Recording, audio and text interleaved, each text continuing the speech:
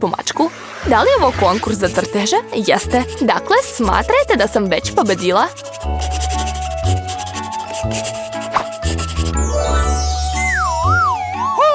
Jao, Ema stvarno crta super. Da, jer jako želim da dobijem cicu. Tako je slatka. Nije moguće nacrtati ružno. Sa prelepom macom ću napraviti prelep crtež.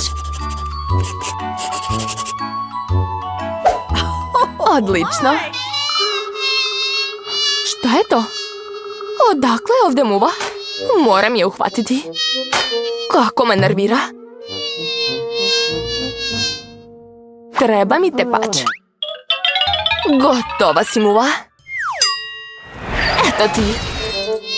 Ja, odletele. Šta?